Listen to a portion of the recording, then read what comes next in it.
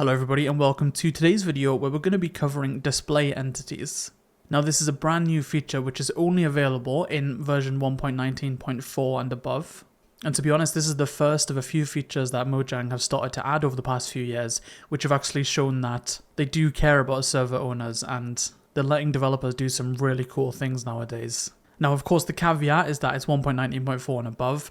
I always say you should be on the latest version anyway, or at least somewhere nearby. But I think if you're not, you really should get up here because this feature is insane. So what we have are display entities, and at its very core, they are just entities with no collision and physics.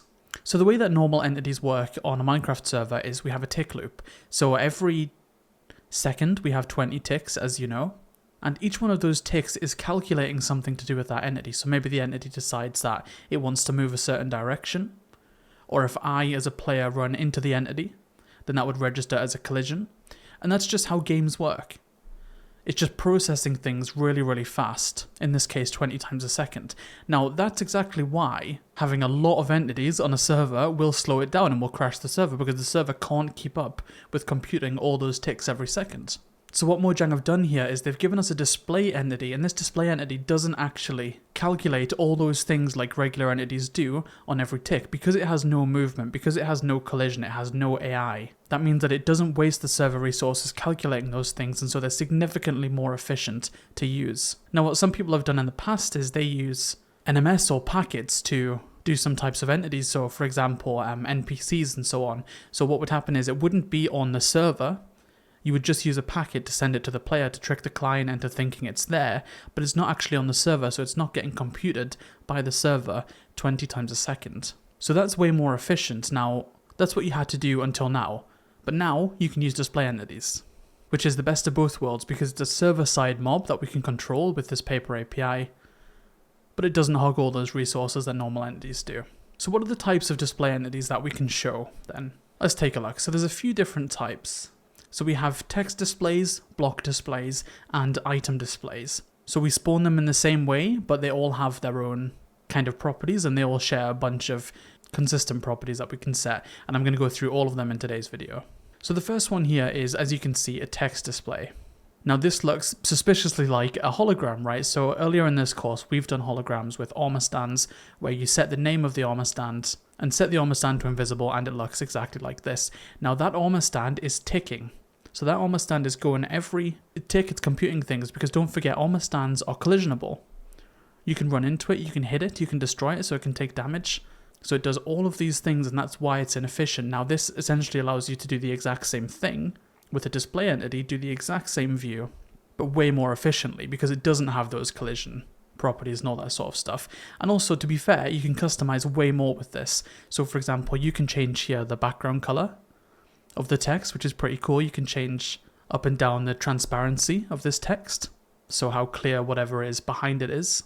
You can scale it. Now this is a big one. You can actually make this text huge or small. And also you can even add it on new lines. So previously when we do holograms, we have to create multiple armor stands.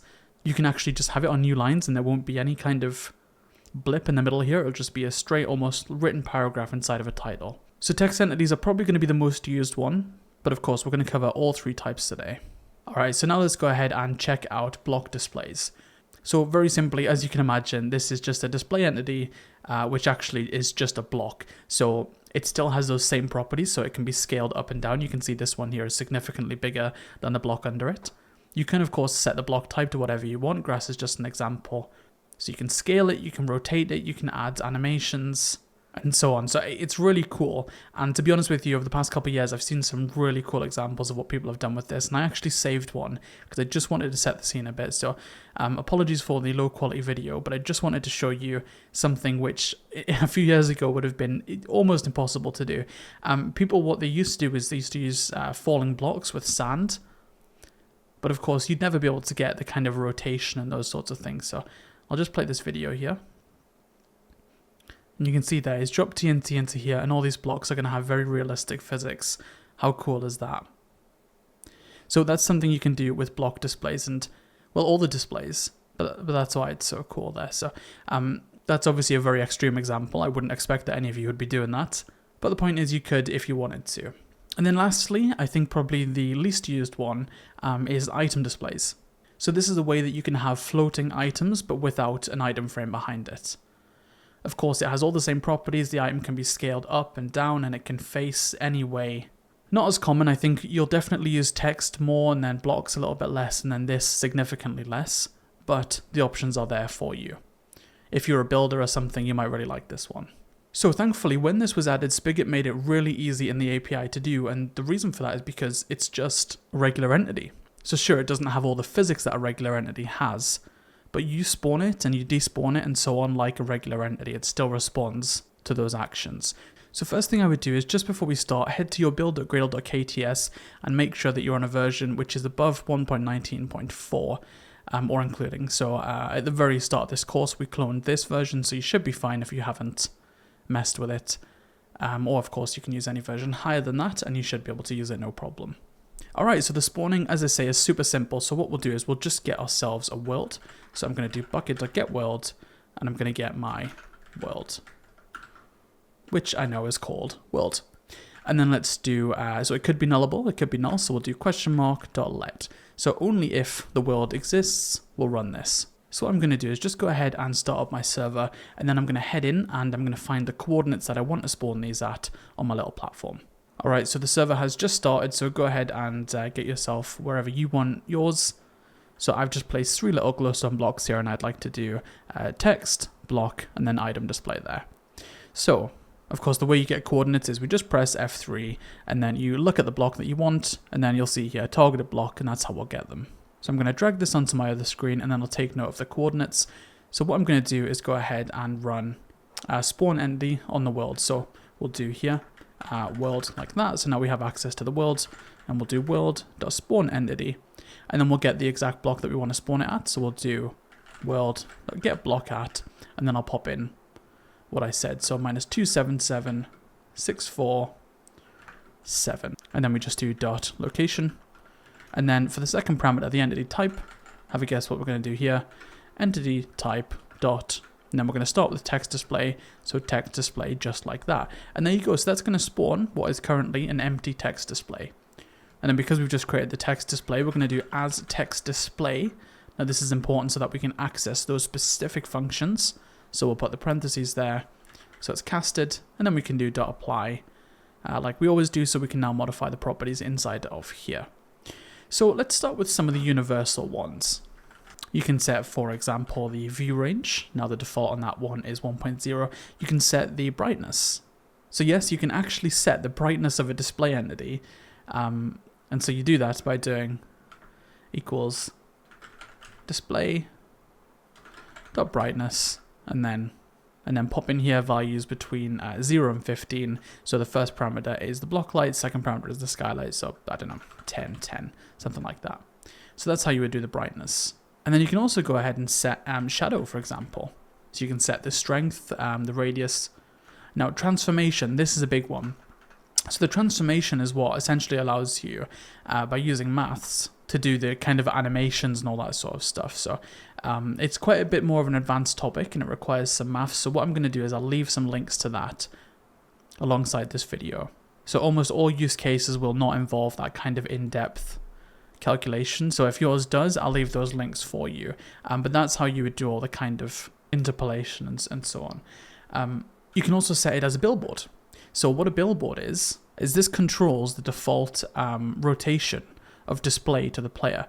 So let's take a look at what we can do. We can do display.billboard. Once this catches up, I'll import that. And then you'll take a look at the options here. So we have fixed, which means no rotation. We have vertical and horizontal, which just means it pivots around that axis. And then, of course, we have the center one. That's just like a regular, a regular entity name tag when you walk past the player. So, of course, the actual entity itself doesn't follow you. But if you walk around a player or an armor stand or a hologram, whatever, if you set it to center, it'll follow you like normally. Otherwise, it'll use these other properties that you've set. So I'll set mine to center, just so it follows like a normal hologram style entity. And I think that just about covers it for all the universal ones. So what I'm going to go ahead and do is we'll set, let me just minus this a bit, and we'll go ahead and look at the text display specific ones. So for example, we have the text. So you need to set the text to a component. So we'll do component.text, and then we'll say, this is some text, just like that. Of course, you can give it a color. So we'll do name text color dot blue. Now you can even set the background color if you'd like, so that'd be fun. So we'll do background color. Now this is deprecated because it's scheduled to change, but for now you can use the background color. So we simply do equals color dot, let me import the color. So it's just going to be a normal bucket color like that. So color dot blue. We're not going to do blue and blue. Let's do color dot gray. All right. You can also set the text opacity. So here you go. Now, of course, this is between, so it starts at 255 and it just works like regular opacity. You can set the line width, which is interesting. So that, of course, if you wanted to have kind of regulated breakpoints or line breaks, you could do that. You can set whether it's see-through or not. So that's just basically, is it visible through blocks and so on. So that's the text one. What we'll do is we'll actually just go ahead and boot this up and we'll go take a look at it. And I'll see you guys in just a moment. Alright, so just going to boot into the game now, and there you go. We'll see if I break this glowstone, we now have our text display. What have we got here? We have a text display which has no hitbox. Easy if I turn hitboxes on. There's just no hitbox. That's because it doesn't have any collision physics. And it has all the properties we set. So we set it to blue text, we set it to a grey background, and we set it so that it would be a billboard in the sense that it rotates, depending on where you're looking at it. So that's a text display, guys. Now you can super easily expand this by just adding more lines or trying out opacity and those sorts of things, and you can maybe scale it up. That could be fun. So next I'm going to move on to block displays. So let me go ahead and drag this over and we'll do the same code again. So we're going to do, I'll start with the parentheses this time. We'll do world.spawn entity, world.getBlock at, and then I'm going to go ahead and get my coordinates. So minus 281, 662, location. So put your coordinates in there wherever it may be, entity type, and this time of course it's going to be block display, and we do as block display like that, apply, nice and easy. Alright, so with this one there's actually not as much you can do as with the text one. So really all you can do is set the block itself. So you do block equals, and then what it wants here is block data. Now if you remember from earlier in the course, there's a little shortcut to get block data, which is by choosing the material that you want. So let's say for us, let's say birch planks. You can actually then do create block data, and that will give you an empty block data version of that material. And then let's say we want to add I'm going to add a very basic transformation. So I'm going to do, we'll do transformation. So I'm going to make it, let's say, twice the size. Now, unfortunately, it's not as easy as just writing like .scale or something. We have to add a transformation, and so we create a new transformation, and we import the bucket one. So the first one, the translation, this is in simple terms the offset. So this moves the text relative to its actual location. So if you want the text to float exactly one block higher than the entity's actual coordinates, you would set the y value to 1.0, for example. So this is really good for fine-tuning the position without having to change the actual entity's location in the world. You probably won't often be using this offset one. The second one is the left rotation. So this is just the main rotation. So this is the primary way you would rotate the text. It uses what's called a quaternion, which is a fancy math way to handle 3D rotation without things getting glitchy. So you'd use this to kind of make the text face a specific direction, to tilt it or lay it flat on the ground, something like that. Sorry, I keep saying text because this is often used in text. Of course, it applies to all the displays. The third one, the one that we're going to use, is the scale. So this is just the size, right? So this controls how big the entity is. And then the fourth one is just the right rotation. So this is rotation, which is assigned after the scale. So for most plugins, you'll probably use this blank. This is more for kind of complex animations, where you'd want the object to rotate around a different axis after it's already been stretched or moved. So let's just go through them, and we'll make sure to pop in the scale one that we want. So very simply what we would do is, because we don't want a movement offset, we'll just create a vector. It's called 3f, and then we're just going to do 0, 0, 0, just like that. We're going to have to put f after each one of them, I'm afraid. So unfortunately, it does actually take quite a bit of code to do even basic transformations. It's a shame, but that's how it is. So if you don't want any left rotations, any main rotation, you can just write a, how do you spell this? There we go, quaternion F. Just create a new instance of that. Now the scale, this is the one we want, so we create a vector 3F, and then, so it's 1 by default, so you can imagine how that goes. So if we want it twice the size, then we do 2, just like that. And then we don't, of course, want any after rotation, so we'll just do. Okay, awesome. And yeah, so that's actually it. So what I'll do is I'll boot this up. We'll go check out the block one. So hopefully it should be twice the size, which will be exciting. So I'll restart the server and I'll see you guys in a sec. Alright, so just booting in now, and you can see, there we go, we now have our block display. It's clipping into the glowstone, so I'll remove that, and there we go, there's our block display, which is twice the size. You can see F3B, there's absolutely no hitbox.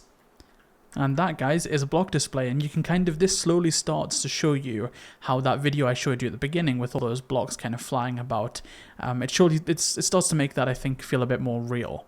So there we go, that's a text display. There's a block display with some transformations on it, and I've went through that with you, and as I say, there'll be more advanced links alongside this video as well. And then we'll tackle the final one, which is pretty simple, and that is item displays. So I'll head back to the code. Now this one's just very similar, so we'll do same again, world.spawnEntity, and then we'll do world.getBlock at, and I'll just go ahead and grab my coordinates, which are -280, 66, and -2, and then dot location. And this time, of course, as you guessed, we're going to be spawning an item display, and then as item display, so that we have access to all of those item display properties, and then dot apply, and there we go. So there's two main things that you can do with an item display. So firstly, you would set the item stack that it has. So you do item stack equals, and then this just works like a completely normal item stack. So let's just do material.diamond sword. And if you wanted to add any properties on there, like say enchantments, for example, you could do that.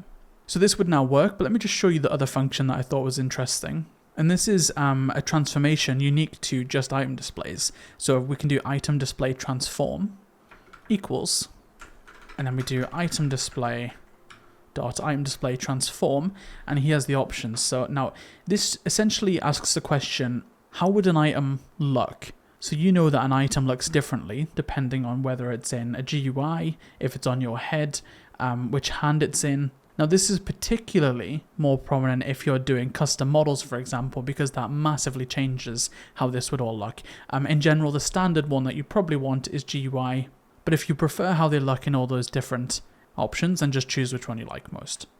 Alright, so that's the last one. There's the item display, so I'll go ahead and run the server, and I'll see you guys in a second. Alright, so just booting in, and there you go. You can see now we have our item display, and of course it's facing this way, but you can mess with the rotation. This is just because it'll face north by default, which is that way. So there you go, guys. There's your item display. You can see I can't kind of break it. I can't do anything to it because it doesn't have those collisions. Once again, no hitbox. And there you go. So there, guys, is item display. So you have your text display, your block display, and your item display. So you can go ahead and mess with these display entities in any way that you want. You can add super advanced transformation, interpolation, and you can also mess with the basics like the backgrounds and stuff. And it asks the question, you know, why didn't we have this many years ago? But that's not the point. We have it now, so let's enjoy it. Alright guys, thank you so much for watching this video. If you need any assistance, come join the Discord and we'll be happy to help, and I'll see you guys in the next one.